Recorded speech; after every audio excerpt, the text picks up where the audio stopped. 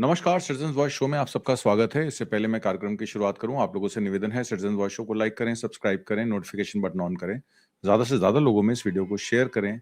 जनता की आवाज, आवाम की आवाज, सिटीजन वॉइस शो आप सबकी आवाज है। एजे सिंह ऑफिशियल इसका ऑफिशियल हैंडल है। मेरा नाम आत्मजीत सिंह है और आज हम आपसे बात करेंगे माइंस एंड मिनरल्स पर। मिनरल एरिया डेवलपमेंट अथॉरिटी यानी कि माडा बनाम स्टील अथॉरिटी ऑफ इंडिया, एक बहुत चर्चित केस सुप्रीम कोर्ट में चल रहा था। पिछले कुछ सालों से इस बात पर काफी चर्चा हो रही है कि आप भारतीय राजकोषीय संवाद के संदर्भ में खनिज विकास रॉयल्टी को टैक्स माना जाना चाहिए, यानी कि जो हम लोग रॉयल्टी इकट्ठी करते हैं, जो स्टेट्स रॉयल्टी लेती हैं under the section 9 of the mining and mineral development regulation act, they are not taxes. ये सुप्रीम कोर्ट ने रूलिंग दी है। मिनरल एरिया डेवलपमेंट अथॉरिटी बनाम steel authority of India limited मामले में महत्वपूर्ण फैसले की इस चर्चा को खत्म कर दिया है। सुप्रीम कोर्ट के फैसले के अनुसार खनिज खनन से मिलने वाली रॉयल्टी को टैक्स नहीं माना जाना है। इसमें राज्य सूची के एंट्री 50 के तहत खनिज विकास टैक्स लगाने के राज्य के विधायी अधिकार को बनाए रखा गया है। कोर्ट ने राज्य सूची में एंट्री 50 के तहत खनिज अधिकार टैक्स लगाने की राज्य की शक्तियों को बनाए रखा, जबकि संसद ने उस पर कानूनी प्रतिबंध नहीं लगाया है। इस पर चर्चा करने के लिए हमारे साथ गिरीश जोशी जी गेस्ट मौजूद हैं। बहुत बहुत स्वागत है गिरीश जोशी जी आपका। ये आपने जी नमस्कार। ये आपने न्यूज कल ब्रेक की थी और मैंने फिर उसको स्टडी किया। अब केंद्र सरकार द्वारा 1957 में एक पास किया जाता है खान और खनिज विकास और अधिनियम बिल, जिसे एमडीएमआर अधिनियम भी कहा जाता है। इसमें खनिज विकास पर अधिकार है। अब स्टेट जो है लैंड टैक्स लेती है और चीजों पे टैक्स लेती है, तो जो खनिज पदार्थ उस लैंड के नीचे हैं, हाउसिंग के नीचे हैं, उस पर भी वो रॉयल्टी ले सकती है। पर कहीं ना कहीं एमएमडीआर में ये कह दिया गया कि मिनरल कॉन्ट्रैक्ट्स जो हैं वो सेंटर की सरकार देगी और उसके बाद स्टेट्स का कोई दायित्व नहीं बनता उस टैक्स को लेने का। और उसके बाद वो केस कई साल चला, 15 साल वो केस चला। अब 2024 में जो 7 जज या 9 जज की बेंच ने वो फैसला दिया है। एक तो उसके बारे में बता दीजिए जी, तो इसके बारे में बता दीजिए। और अधिनियम की धारा 9 के अनुसार लीज वाले क्षेत्र से निकाले गए या इस्तेमाल किए गए किसी भी खनिज के लिए खनिज लीज धारकों को केंद्र सरकार को रॉयल्टी देनी होती थी। हालांकि इस क्लॉज का महत्व इंडिया सीमेंट लिमिटेड बनाम तमिलनाडु राज्य मामले में एक मुद्दा बन गया था। तो ये सारा मुद्दा क्या है और आज की वस्तु स्थिति क्या है, जरा इसके बारे में क्लियर कर दीजिए। आत्मजीत जी, इनिशियली स्टेट्स के पास इतनी इंफ्रास्ट्रक्चर नहीं होती थी कि वो एक्सप्लोरेशन करें और वो ढूंढें। जियोलॉजिकल एडवांसमेंट भी इतना नहीं था।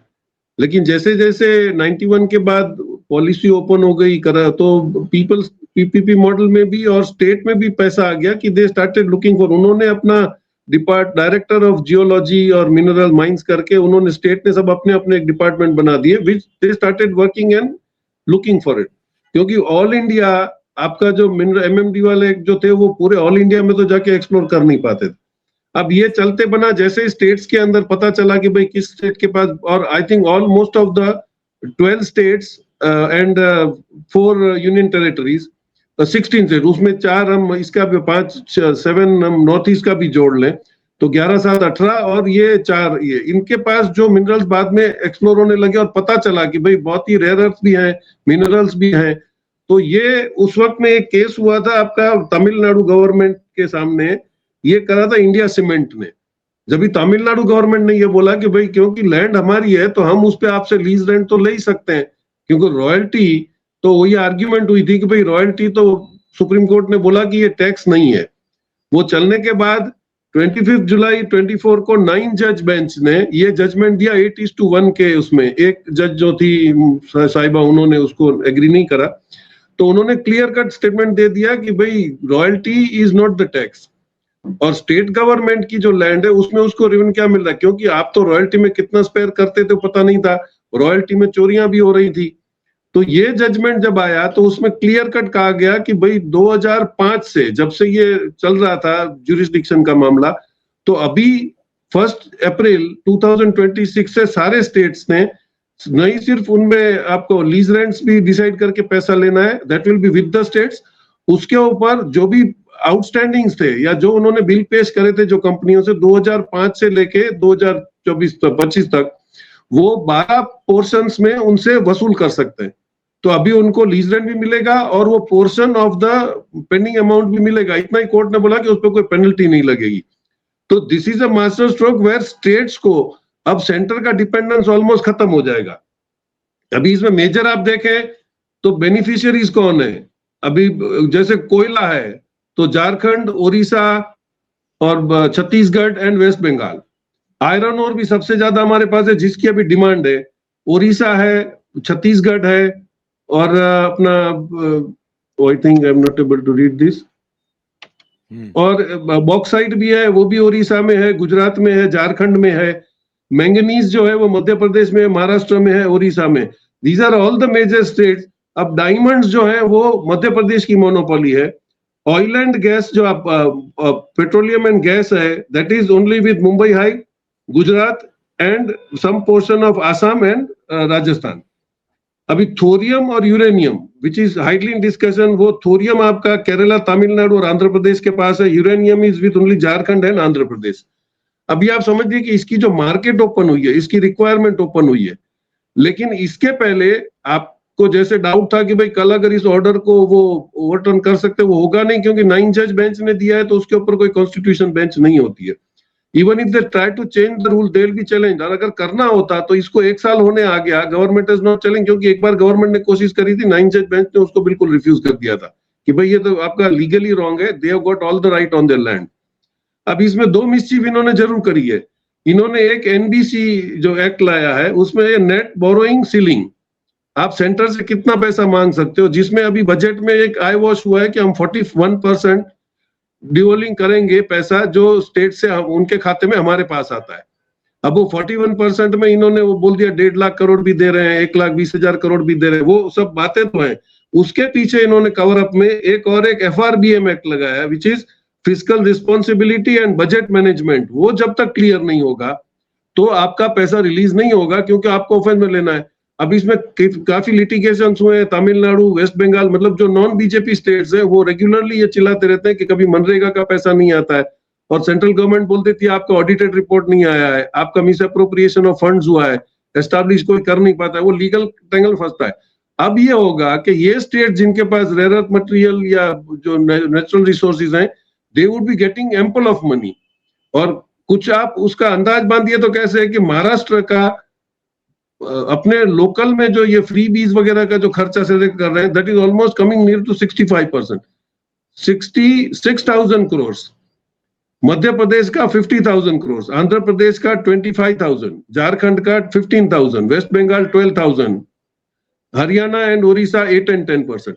अब ये जो खर्चा ये लोग कर रहे थे, अब देखिए जो इंफ्रास्ट्रक्चर नेशनल हाईवे का बनता चला जा रहा था, स्टेट हाईवेज में कुछ रिस्पॉन्स नहीं मिलता था, क्योंकि state did not have the money. उनको ज्यादा सेंट्रल पोर्शन में इनकम होता था, तो या तो पेट्रोलियम से जो एक्साइज का जो स्टेट एक्साइज लेते थे वो, या अल्कोहल से लेते थे, but that was not a very big amount. तो ऑब्वियस था कि उनके पास, स्टेट के पास खुद का अपना एक्सेप्ट जीएसटी होता नहीं था। और जीएसटी में हम देख रहे हैं कि कितने फ्रॉड्स हैं, कितने मिस डिक्लेरेशंस हैं, गवर्नमेंट खुद कबूल कर रही है कि भाई उसमें भी आईटीसी का प्रॉब्लम भी है। तो ये क्लियर ऐसा कोई भी सोर्स ऑफ इन स्टेट्स के पास नहीं था। और कल ये आपने देखा कि पीयूष गोयल ने स्टेटमेंट दिया कि अभी हम लोग एक dedicated rare earth material movement के लिए कॉरिडोर बनाएंगे। अब ये कोशिश में ये जरूर रहेंगे कि कम से कम माल नहीं तो लॉजिस्टिक्स अपने हाथ में आ जाए। तो ये अभी इनका युद्ध चलता रहेगा, लेकिन स्टेट के पास पैसा आने से एक चीज श्योर हो जाएगी कि they will not be dependent on the centre, और वो सेल्फ सफिशिएंट हो जाएंगे। तो I think many reasonable states will try to spend money on their people of the state. जी, इसमें एक सवाल एक दर्शक का है कि in other word it was determined that the state taxation of mineral right is unrestricted in the absence of any real limitation imposed by Parliament through legislation. कोई पार्लियामेंट के लेजिस्लेशन में कोई बेंचमार्क तो है नहीं कि आप इससे ज्यादा चार्ज नहीं कर सकते, तो it is open for states to tax और charge royalty as per the requirement. The majority also came to conclusion that the state can use the mineral value of the land on the basis of imposing royalty or tax on land and building, which is an independent taxing power of the state that is unrestricted. मतलब उसमें centre का कोई लेना देना नहीं है। Unlike their ability to impose tax on mineral rights, these are further advances the state taxing rights under entry 49 of the state list. अब बात ये आ जाती है कि रूलिंग में तो साफ साफ लिखा है कि उसमें कोई कैप नहीं था सेंटर की गवर्नमेंट का अंडर 1957 MMRDR एक्ट। क्या कुछ, जैसे आपने कहा कि लॉजिस्टिक्स कॉरिडोर की बात पीयूष गोयल साहब ने की, तो क्या बैक एंट्री से सरकार इन रॉयल्टी चार्जेस जो उनकी नॉन बीजेपी रूल स्टेट है, जैसे वेस्ट बंगाल है, आपने खुद ही बता दिया, वो लोग परेशान करते हैं, उनको जीएसटी का रिफंड नहीं मिलता, मनरेगा की पेमेंट नहीं मिलती। मेरे ख्याल 2022 के बाद तो मनरेगा की पेमेंट वेस्ट बंगाल को मिली ही नहीं है, और उसके बाद उसका नाम बदल के वीबीजी रामजी कर दिया गया। तो सेंटर हमेशा बीजेपी रूल स्टेट्स हो उनको तो प्रॉपर कैपिटल एक्सपेंडिचर प्रोवाइड करता है, स्टेट कैपिटल एक्सपेंडिचर प्रोवाइड करता है। अब कहीं ना कहीं फिस्कल डेफिसिट कंट्रोल करने के लिए उनको अपने कैपिटल एक्सपेंडिचर को भी मैनेज करना पड़ रहा है। तो क्या स्टेट्स पर कुछ इस तरीके की लेवीज या चार्जेस सेंटर की सरकार लगा सकती है कि आप इतनी रॉयल्टी चार्ज कर रहे हैं तो उसको मैनेज करने के लिए एमएमडीआरए को अपनी फीस हमें देनी पड़ेगी? क्या ऐसा कभी कुछ हो सकता है? एक दर्शक का question is being asked by one of the viewer. जी See, first thing is the central government doesn't have the control on state material or state thing. Why? Because once this case was sub judice, the total mines auctions which were granted for last 10 years, that figure was around 594. Only 82 mines started functioning because they knew that once that state legislation is coming, so obviously state used that power not to open that mines till the 1st April of 2026. So now they would get the revenue. So suddenly after 1/4/26, you will see that suddenly all these 594 mines start working. So obviously, if center had a power, they would have pressurized states to start these mines when we were already running short of the material, rare earth and natural resources. So I think there would definitely be mismatch, but only thing what they can do is, as I said, कि net borrowing ceiling जो इन्होंने state पे डाल के रखा है, that is you can get only maximum 3% of your state GDP. So now when the GDP increases, possibly they may only be able to put an X on that, that now no more 3%, we might give you a pro rata or something as per your population norms and working norms. But looking at the majority 23 states having natural resources somehow the other, they will definitely be earning, having a very handsome income. So I don't think they'll be too much reliant. And secondly, once it's a 9 judges bench judgment, I don't think there is any other constitution bench above that. Even if they make a law, that will be definitely challenged. And there are many such cases where they try to twist the law, but that's again pending in the courts. But this is very clear, as court has given them judgment almost 1 year ahead and said that you can start the mines and take the recovery of your dues, say, retrospective from 2005 into 12 portions. So all these things are already on the paper, and government has not showed any interest that if they have been capable of doing this, they would have done that.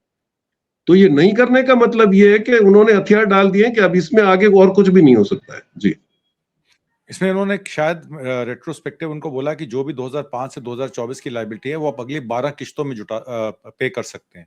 तो वो एक उन्होंने interest penalty भी wave of कर दिए हैं 20 साल के, और उनको बोला है कि आप 12 किश्तों में दे दीजिए, आपका माइनिंग बिजनेस है, आपको माइनिंग करना है, जो आपकी इनकम होगी इसमें से देते रहिएगा, ताकि जो माइनर है उसको ऊपर भी प्रेशर ना पड़े।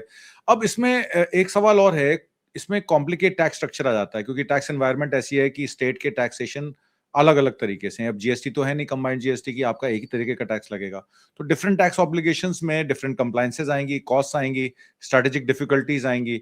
और जहां पे जो मिनरल है, जैसे बॉक्साइट आपका छत्तीसगढ़ से निकलता है या आपका कॉपर किसी और स्टेट से निकलता है, तो इस पे जो प्राइसिंग है, प्राइसिंग मैकेनिज्म है, वो तो कहीं ऑल्टर नहीं हो जाएगा। और दूसरी बात, जो इंडस्ट्री नॉर्म्स हैं, जिसमें कॉपर का रेट मान लीजिए आपके ऑल इंडिया अगर एक रेट चल रहा है, तो कहीं ऐसा तो नहीं कि स्टेट वाइज फिर रेट्स डिफाइन करने पड़ेंगे इन मिनरल्स के। और कहीं ना कहीं उन कॉम्प्लिकेटेड टैक्स स्ट्रक्चर्स की वजह से एक सिग्निफिकेंट जो प्रॉफिट या लॉस कुछ स्टेट्स को हो सकता है, क्योंकि जब वो सामान मंगाएंगी, माल मंगाएंगी, तो उनको हो सकता है ज्यादा पैसा देना पड़े या लेवीज देनी पड़े।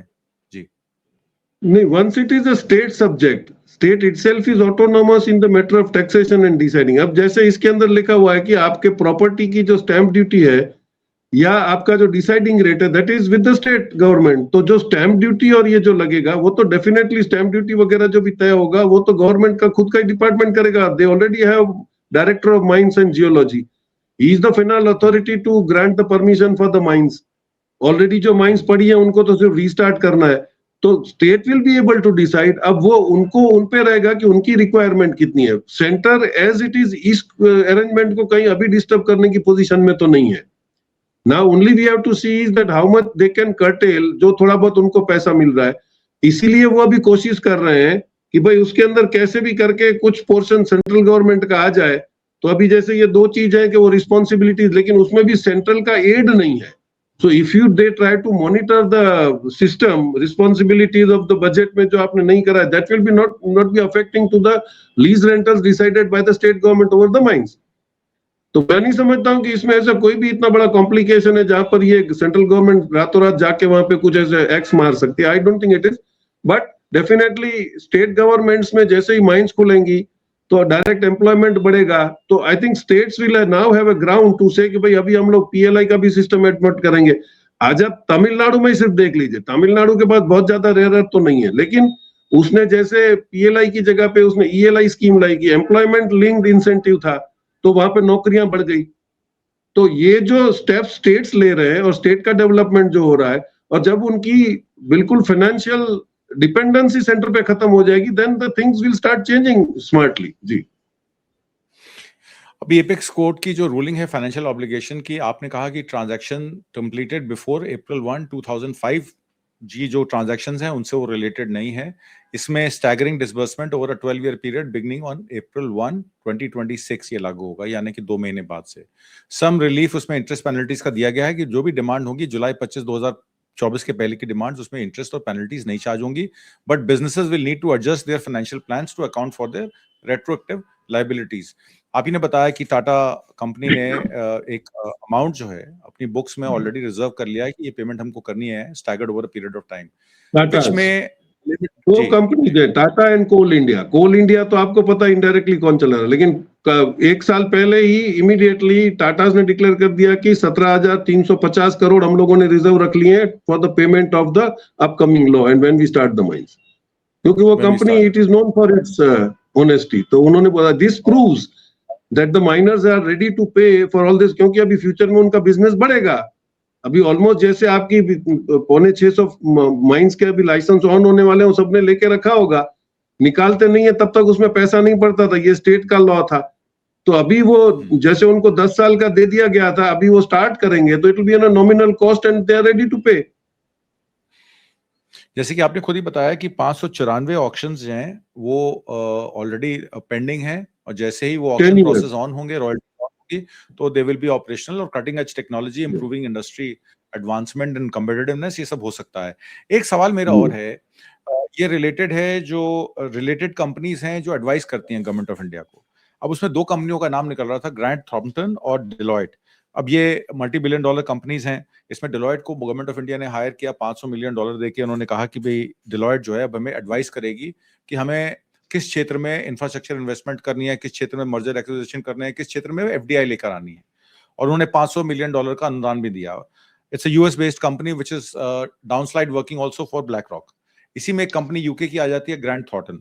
अब ग्रांट थॉर्टन भी एक एडवाइजरी कंपनी है। मैं इसलिए जानता हूं कि कुछ मेरे जानने वाले, मेरे क्लासमेट्स जो हैं वो डिलॉयट में काम करते हैं। It's like a partnership company. आपका अपना एक पार्टनर प्रोग्राम बना दिया जाता है, जो सीनियर सीएस और सीएस हैं उनकी टीम के अंदर 5 या 6 लोग होते हैं। वो अपने क्लाइंट्स को जो है वो उनके नीड बेस्ड जो है काम करते हैं। और इन कंपनीज ने पहले भी वायबिलिटी रिपोर्ट्स बना के दी हुई हैं गवर्नमेंट ऑफ इंडिया को। बहुत पहले से लोग काम कर रहे हैं, 2008 से तो मैं जानता हूँ ये कंपनियां इनके लिए काम कर रही हैं। अभी जो ये advisory services government of India ने, private advisory services in companies के साथ चालू की है, जिसमें बड़े बड़े कॉन्ग्लोमरेट जो अमेरिका के हैं, यूरोप के हैं, उनके साथ भी ये कंसल्टेंट ग्रुप्स जो हैं बहुत सालों से काम कर रहे हैं। इसमें आप क्या देख रहे हैं? Why is government doing it, and what is their agenda, and what is their goal, what they want to do with taking advice from these big companies? नहीं, आप देखिए 1608 में जब अंग्रेज आए थे तो वो इसी धंधा करने के बहाने से ही आए थे। ईस्ट इंडिया कंपनी बाद में बनी, they came here under the pretext of they are going to do business.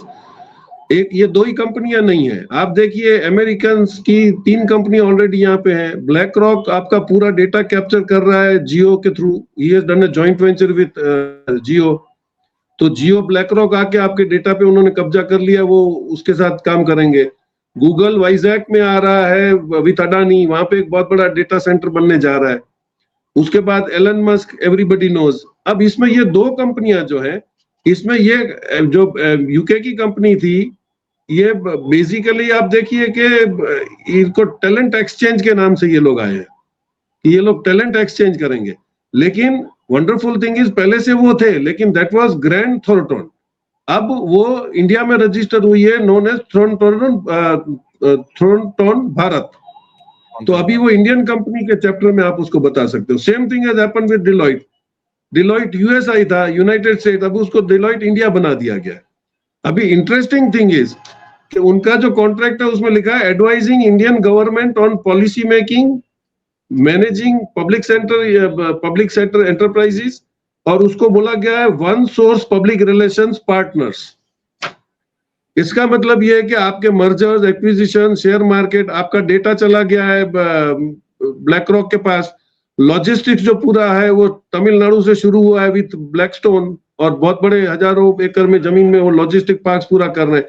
तो लॉजिस्टिक्स भी आपका अमेरिकन कंपनी के पास है, डेटा भी आपका अमेरिकन कंपनी के पास है, और सैटेलाइट लिंक्स, आप सिटीज को छोड़ दो तो 6,65,000 गांव जो आपके, उनको अभी कनेक्ट किया जा रहा है अंडर डिजिटल इंडिया के नाम से। और ये सारा काम एलन मस्क करेगा, क्योंकि आपके लिए वहां पे केबल लिंक पॉसिबल नहीं है। हालांकि काफी स्टेट्स में केबल लिंक हो गया, उसको बाद में भी डिलीट मार दिया गया। तो अभी वो आपको ये तो आप देखिए 3 कंपनी आ गई, एक यूके की भी कंपनी है, एक यूएसए कंपनी है। अभी आपको एडवाइस भी ये करेंगे, आपका डेटा भी वो रखेंगे, आपको सैटेलाइट लिंक भी वो देंगे। तो वेयर इज द गवर्नमेंट? तो क्या आज आप समझ लीजिए, you compare this companies with Tata consultancy services, 120 countries Tata consultancy services का फायदा ले रहे हैं फॉर ड्यू डिलिजेंस। अच्छी अच्छी कंपनियों ने लिया है। और यही जो कंपनियां हैं जिसको ये बोल रहे हैं कि हमने अपना कुछ नहीं किया, वी डिस्कस लास्ट टाइम कि 8 ऐसी इंडिया में कंपनी है जो कितने सालों से बोइंग और एयरबस को अपने पार्ट्स बना के दे रही है, और there is no complain against it. तो हमारी पोटेंशियल को जानबूझ के कम क्यों किया जा रहा है? या कि हमको इंटरेस्ट है कि हम पूरा देश ही अब अमेरिकन को सौंप दे या फिर इंग्लिश को सौंप दे? जी, इसमें एक चीज जो आपने लास्ट में बोली उसका मुझे क्लैरिफिकेशन चाहिए। जो कल बजट में उन्होंने बताया 2047 तक जितनी भी डेटा कंपनीज है जो जहां से डेटा कंपनी ऑपरेट करेंगी उनको टैक्स फ्री कर दिया 2047 तक। कॉर्पोरेट टैक्स वैसे ही 21% पे है।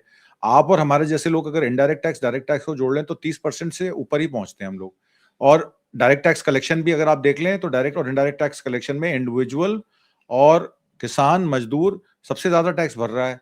कॉर्पोरेट कोई टैक्स नहीं दे रहा है। ऊपर से आपने मल्टीनेशनल कंपनियां ब्लैक रॉक आएगी, गूगल आएगी, आपने कहा इनको टैक्स माफी देती अगले 15 साल के लिए। तो भारत विकसित इनके लिए हो रहा है या हमारे लिए हो रहा है? नहीं, इसका देखिए एक ही सीधा सा, अभी तो आप नेचर जान सकते हो कि they want to abolish all the things जो पहले 60 साल में गवर्नमेंट करके गई। इनको ऐसा है कि हिस्ट्री पूरी बदल दो ताकि पता ही नहीं चले किसी को आगे क्या क्या हुआ था। ये इनका एक बहुत ही छोटा सा सोच है जिसके ऊपर वर्क कर रहे हैं। आप क्या कर रहे हो? और अभी एप्स्टीन फाइल्स में जो प्लस माइनस भी आ रहा है, इसका मतलब ये था कि पेगासिस के आसपास देखिए ये गेम खेला गया था। तो हम लोग पेगासिस को लाके ऐसा सोच रहे थे कि पूरे हिंदुस्तान को ब्लैकमेल करके हम लोग अपना वर्किंग करें। उसमें काफी हद तक ये लोग सक्सेसफुल भी रहे, और इट वाज सो डेंजरस कि आपने साइंटिस्टों के अंदर मेल डाल के उनको आपने एंटी नेशनल डिक्लेयर कर दिया और बेचारे जेल में मर गए। तो ये जो डेंजरस अरेंजमेंट्स थी दिस इजराइल के, क्योंकि पूरे वर्ल्ड में मोसाद इसी चीज के लिए बदनाम है कि वो कहीं भी घुसकर कोई भी मिसचीफ कर सकता है। तो why are we with such people who are mischievous? अभी आपने डेटा वगैरह दे दिया, और इसमें एक गेम है। आप जैसे बोलते हो इन्होंने जो एक्ट पास किया कि इंडियन कंपनी को एडवांटेज मिलेगा, उसमें इंडियन कंपनी कोई भी नहीं है। ये ग्रैंड थॉर्नटन जो है वो थॉर्नटन भारत हो गया, तो अभी उसको आप इंडियन कंपनी का आपने जामा पहना दिया। वही हुआ डेलॉइट के साथ। डेलॉइट यूएसआई जो अमेरिका का था, अभी वो आके यहाँ पे डेलॉइट इंडिया हो गया है, और सारे टॉप सिटीज में उनकी ऑफिस हैं। They are employing almost people 1 lakh. और उसमें इंटरेस्टिंग बात और एक ऐड कर दूं कि डेलॉइट और ब्लैक रॉक के बीच में अपने एक्सपर्ट्स ट्रांसफर करने का ऑलरेडी एक अरेंजमेंट है। So indirectly Deloitte is again being backed by BlackRock. जी जी, इनफैक्ट शिक्षा का बजट 1.5% पे कर दिया, और स्वास्थ्य का बजट 2% पे कर दिया, और ब्लैक रॉक और गूगल को हॉलिडे दे दी, टैक्स हॉलिडे, जिनको जरूरत ही नहीं है। और मैं दर्शकों को बता दूं, ब्लैक रॉक का जो पोर्टफोलियो है वो $10 ट्रिलियन से ज्यादा है, और हमारी इकोनॉमी 3.25 ट्रिलियन डॉलर की है, यानी कि ब्लैक रॉक हमसे 3.5 टाइम्स बड़ा है। तो जब अगर ब्लैक रॉक इंडिया बन जाएगा तो फिर भारत कहां जाएगा? आज की परिचर्चा में भाग लेने के लिए बहुत बहुत धन्यवाद गिरीश जोशी जी।